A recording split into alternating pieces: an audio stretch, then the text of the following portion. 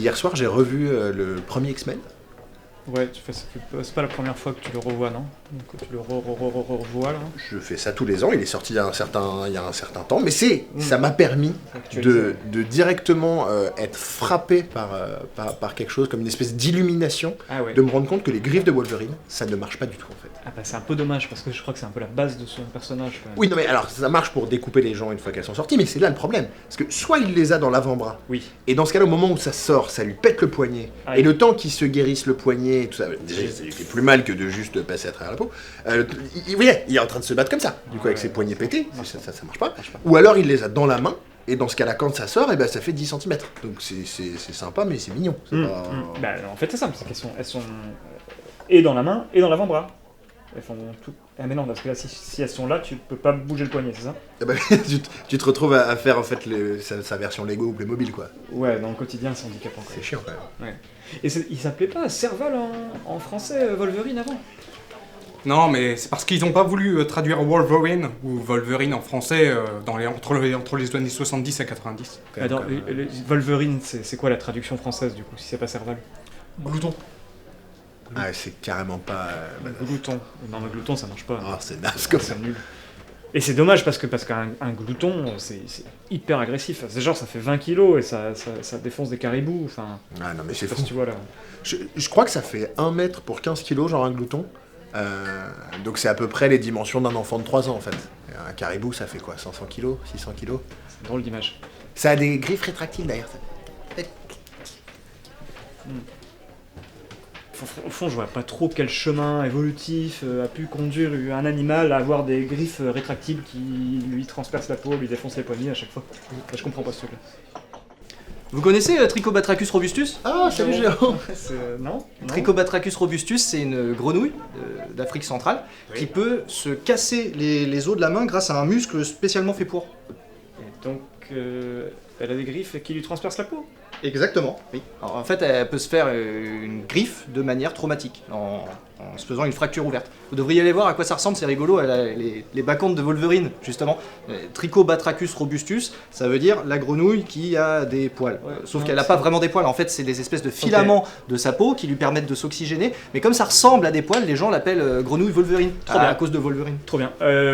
D'habitude, en fait, c'est cool de venir digresser là, mais d'habitude, il y a des vrais scientifiques qui viennent, qui sont dans le bar, et puis d'un coup, ils se retournent, ils apparaissent, puis ils racontent des trucs super intéressants. C'est hyper magique, ils s'installent là où t'es comme ça. Et les grenouilles, c'est super, mais c'est pas trop ce qu'on avait prévu. Et je pense que là, il y a un scientifique qui est dans le bar et qui est là, par exemple. Voilà, vous êtes scientifique, vous voulez pas vous installer avec nous, par exemple? Ah, mais avec plaisir, je suis ingénieur. Bonjour. T'as lu un livre? Ouais, t'as lu un livre toi, non? Ouais, je suis là-dessus. Jean-Sébastien Steyer, Anatomie comparée des espèces imaginaires, Chewbacca, Totoro. Ok, c'est un scientifique qui explique la science-fiction avec son regard de scientifique, un peu comme Roland Lehoucq en physique, mais là c'est en biologie, c'est ça? Exactement. Ok. Mais c'est trop bien de faire ça finalement. C'est réfléchir à l'anatomie de Totoro ou à un Tiktaalik du Dévonien, c'est un peu le même exercice mental finalement. C'est lequel qui est imaginaire? Je pense que c'est Totoro. Ah oui. Mais un Tiktaalik c'est complètement barré. Tu sais, se projeter dans le passé, dans le futur, dans un univers parallèle, voilà, c'est un exercice intellectuel qui est très puissant. C'est un peu comme imaginer des protocoles en cas d'invasion zombie. On sait qu'il n'y aura pas d'épidémie de zombies, mais c'est juste que ça permet de se préparer à la prochaine épidémie qui pourra arriver dans 2 ans en Chine. Ah ouais.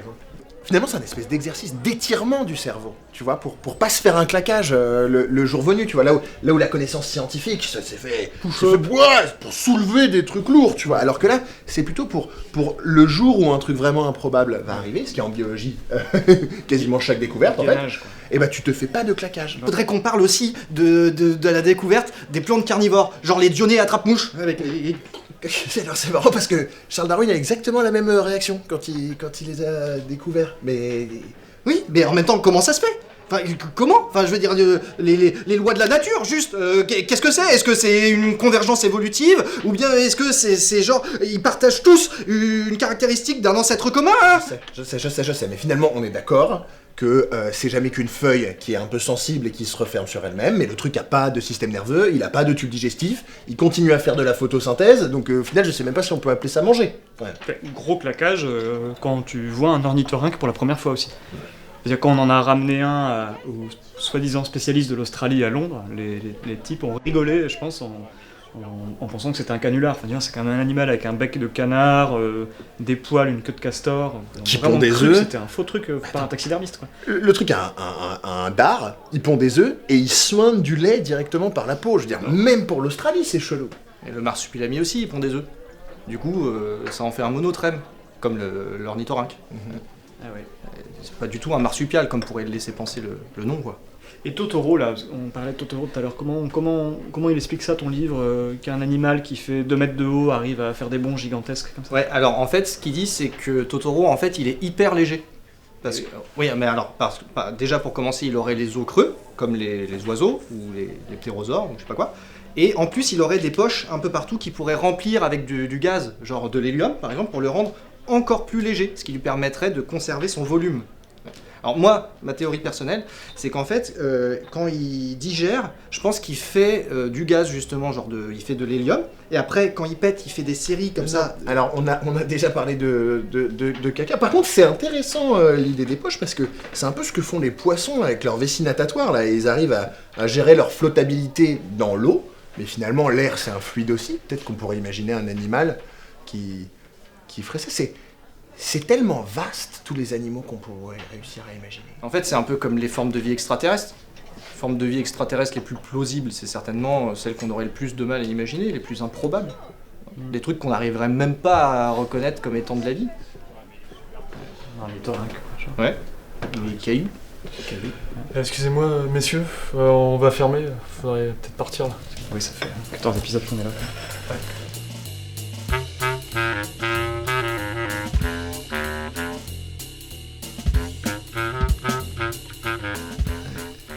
Ou en plus réel, vous avez vu le film Ex Machina? Non. Ouais, non. Non. Mais c'est pas des extraterrestres. Non, mais c'est... Non, mais c'est un bon film. Ouais, c'est un bon film. Tu nous resserres un godet? Et vous partez après? Ah oui, on attend un chercheur. Promis, après c'est le dernier, mais il y a un chercheur qui va arriver. Ouais. Il y a un chercheur qui arrive des fois la nuit, quoi. Non, mais c'est...